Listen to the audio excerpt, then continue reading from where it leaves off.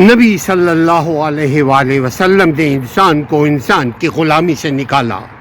ہم کس قدر خوش نصیب ہیں کہ ہمارا رہبر، ہمارا مرشد، ہمارا مربی، ہمارا سب کچھ جو ہم تک پیغام لایا وہ اللہ کا پیغام لایا، اور ہم خود بھی عمل کیا اور ہمیں بھی عمل کر کے دکھایا۔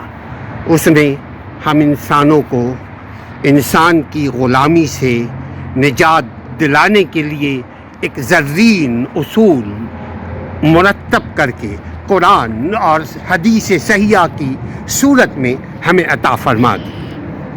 فرماتا ہے ہمارا حکم بھی وہی ہونا چاہیے جو ساری کائنات کا حاکم ہے، اس کا حکم ہونا چاہیے۔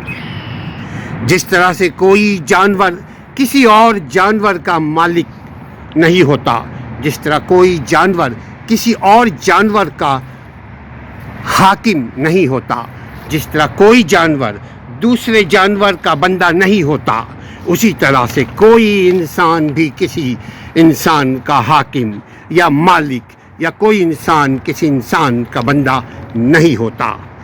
سارے انسان صرف اللہ کے بندے ہیں، اللہ کے غلام ہیں، اللہ کے مخلوق ہیں، اور ہم انسان کو اللہ کے حکم، اللہ کے بنائے ہوئے قوانین، اللہ کے بنائے ہوئے اصول کے مطابق چلنا چاہیے، بلکہ چلنا پڑے گا۔ اگر فلاح چاہتے ہیں، اگر بھلا چاہتے ہیں، اگر عافیت چاہتے ہیں، اگر نجات چاہتے ہیں، تبھی ہمیں نجات ملے گی، تبھی وہ دین اور دنیا میں عزت و مرتبہ، عزت و احترام، شان و شوکت، زور و دبدبہ ہمیں اللہ نصیب فرمائے گا، دنیا کی حاکمیت عطا فرمائے گا۔ حاکمیت کا مطلب خود بھی عمل کریں۔ حاکمیت کا مطلب یہ نہیں کہ صرف ہم ریڈیو بن جائیں۔ حاکمیت کا مطلب خود بھی عمل کریں اور اپنے ارد گرد جو آپ سے وابستہ لوگ ہیں، جن کے بارے میں اللہ آپ سے پوچھے گا، آپ ان کی بھی اصلاح آپ پر لازم ہے، خواہ پیار سے، خواہ جس انداز میں بھی ہو، اصلاح لازم ہے۔ ایسا نہ ہو کہ آپ اپنوں کو پیار میں سمجھا نہ پائیں یا اپنوں سے تکلف کرتے ہوئے ان کو نہ سمجھائیں، جنت کا راستہ خود بھی نہ ان کو دیں، خود بھی نہ چلیں اور ان کو بھی نہ چلائیں۔